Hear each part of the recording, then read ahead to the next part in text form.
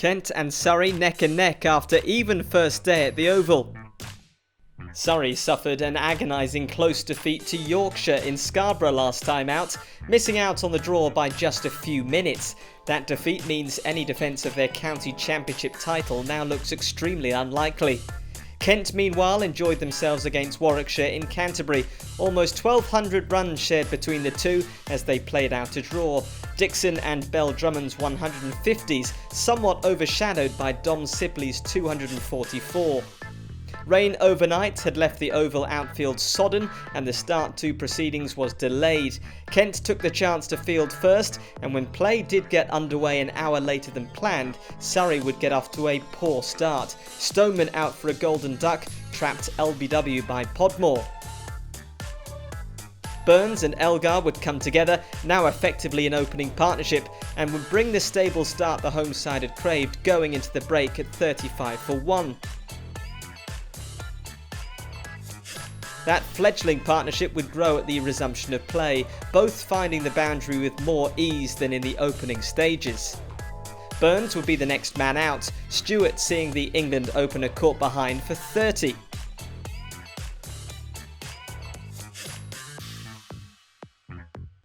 Elgar's 50 came soon after, tough going for the number 3. And he'd lose another partner, Borthwick bowled by Podmore for 2, Surrey a run short of the 100. When the umpires led them off for the interval, Surrey had reached 119 for 3. Stewart would pick up his second of the innings in his first over after tea. He got one to swing into Elgar's pads, the number 3 out LBW for 63. That brought Sam Curran to the crease, and he'd start with real intent, his first 7 balls going for 14 runs. He and Folkes saw Surrey past 150, Curran targeting Rayner where possible and hitting him for 6.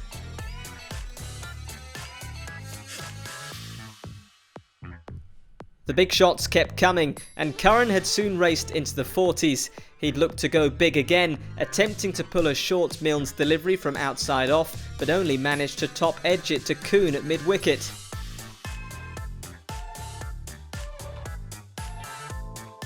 Folkes took the initiative, recognising that Surrey could be skittled before the day's end. But Smith wouldn't be able to stick with him, out LBW to Stewart for 14.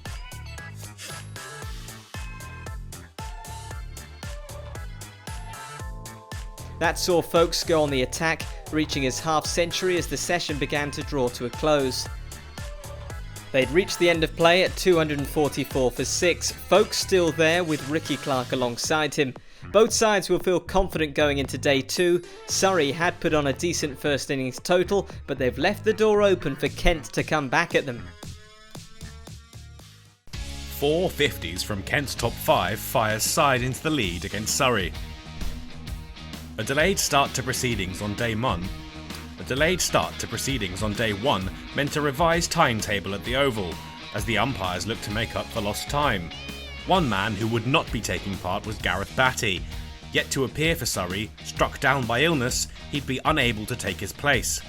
That meant when the home side took to the field later in the day, they'd be a bowler short. But first, they'd need to finish their batting innings. Folkes had finished the first day on 57 not out, leading a rearguard action after a number of Surrey's top order had fallen cheaply. His partner Ricky Clark was in belligerent form, 5 boundaries coming from the first 11 balls he faced. Folkes, however, had added just 3 runs to his overnight total when he was bowled by Podmore early on, the Surrey tail now exposed. Clark had looked unconcerned when Milnes rapped him on the pads, visibly shocked at the decision when the umpire raised his finger, the eye-catching innings brought to an end for 27.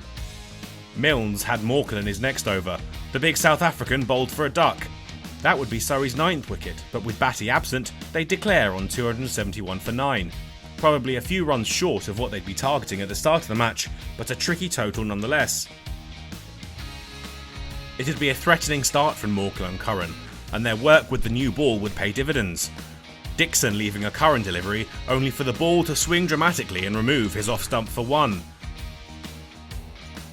The wicket was the signal for Crawley to go on the attack. 16 runs off Morecambe in the next over, a defiant reply to the loss of his opening partner.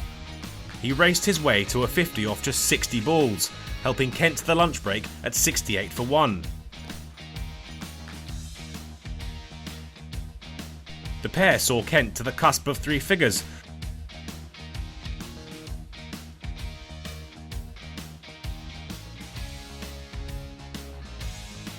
before Crawley's intrepid innings was brought to an end, Jordan Clark forcing the edge, Borthwick with a smart catch in the slips.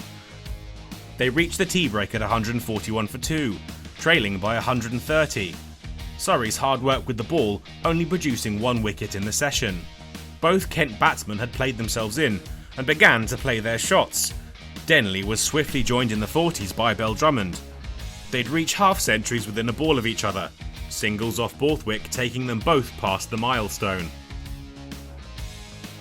But Bell Drummond slowed and the frustration told. Clark finally making the breakthrough as he trapped the Kent man LBW for 64. The arrival of Kuhn saw both men accelerate.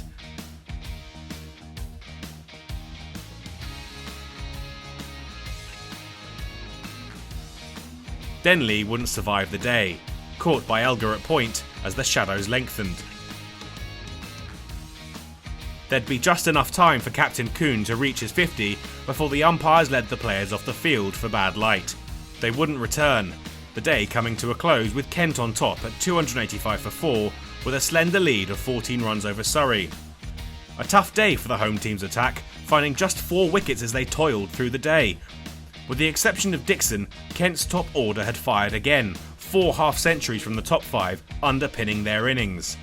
They'd taken the initiative and put themselves into a strong position heading into the 3rd day. Kent hit back late in the day to leave the game finely poised at the Oval. England's Joe Denley hit a stubborn 88 to help Kent take control on day 2 at the Oval as Kent moved beyond the Surrey total with 6 wickets still in hand by the close of play. The visitors will hope to build the lead as much as possible on day 3 and bat the champions out of the game.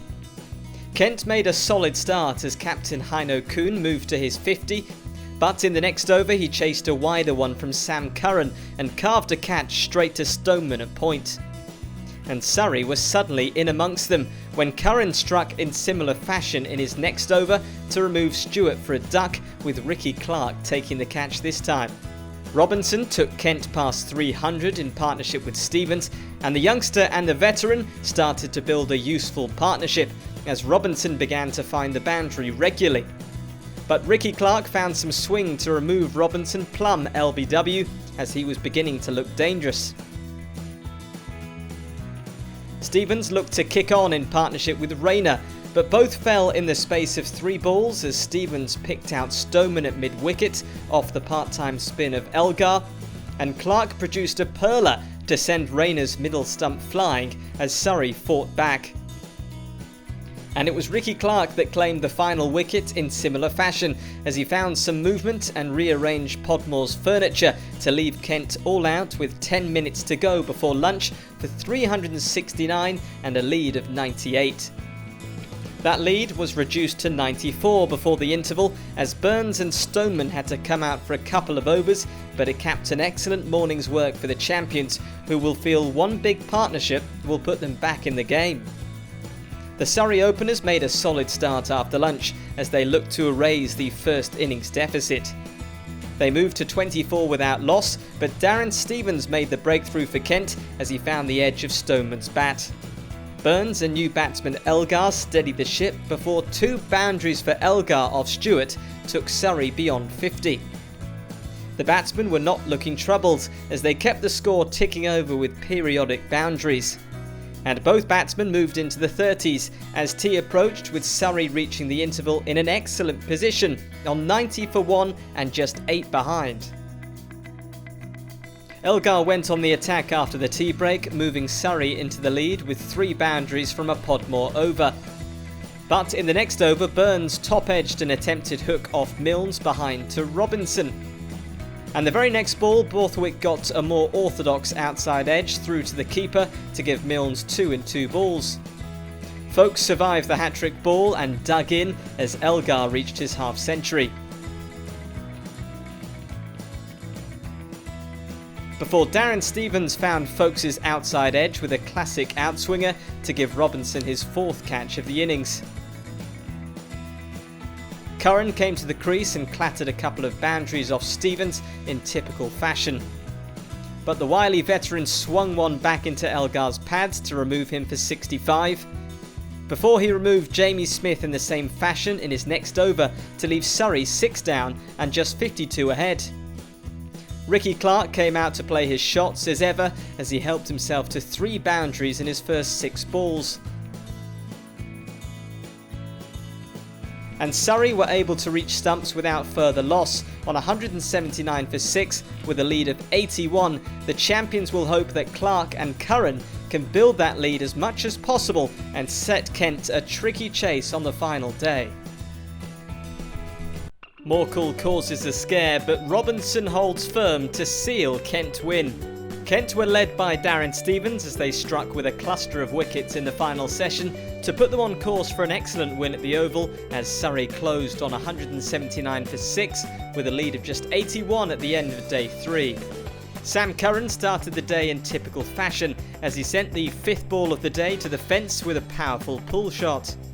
But Milnes hit back in his next over when Curran feathered him behind to depart for 29. Jordan Clark responded with a pull for 4 off his 2nd ball, while his namesake Ricky took a liking to Stevens and sent him to the rope with a stylish on drive. The pair took Surrey past the 200 mark before Darren Stevens completed his 5-wicket haul when Ricky Clark edged him behind to give Robinson his 6th dismissal of the match. And in the next over, Surrey were 9 down when Milnes got one to seam in and pin Batty plumb LBW. Surrey were able to add just 5 more to the total for the final wicket before Podmore beat Clark's defensive prod and removed his off peg to leave Surrey all out for 218 and give Kent a chase of 121 to win the game, though Surrey will feel they still have a chance of making things interesting with a couple of early wickets. And Morne Morkel must have thought so too, as he struck with just the 2nd ball of the innings, finding some extra bounce to have Crawley edging behind to Folkes. Before it turned into a double blow for Morkel, when 3 balls later he produced a perler to rearrange Denley's stumps and reduce Kent to 0 for 2 at the end of the first over. Dixon and Bell Drummond in response dug in and advanced the score with a mix of edges and more orthodox strokes. And Kent looked to have recovered to reach lunch at 40 for 2 before Ricky Clark swung the last ball of the session into Dixon and trapped him in front to leave Kent 3 down at the interval and needing a further 81 to win. Bell Drummond picked up an early boundary after lunch, but Curran got his man in the next over with Folkes taking an excellent low catch. Kent decided that attack was the best form of defence as they put their foot down in response with new batsmen Kuhn and Robinson both sending Clark to the rope. Before Kuhn helped himself to 2 more from the next over, bowled by Curran. But there was still a twist in the tail as Gareth Batty found Kuhn's outside edge and Ricky Clark pouched the catch at slip. Robinson remained to take his side past 100, and when he took Batty for boundaries from successive deliveries, it was all over bar the shouting. And Robinson completed the victory in stunning fashion with a 6 off Elgar to bring up his 50 as Kent sealed a brilliant win by 5 wickets. Their win scored them 23 points, while Surrey take 5 points from the contest.